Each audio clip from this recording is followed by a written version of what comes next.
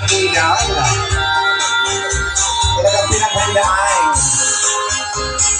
Oo, nakasmile si, Ginong Alvino Castor. Kapag ganyan yung balon.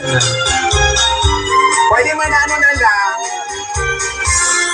pambintana, sliding na lang. Okay.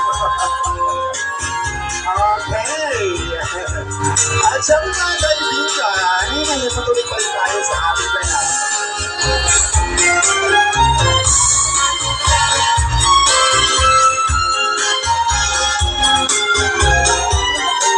Si mga yapo dyan sa luwas, tapos ng pukitan, kayo na po kita masukog.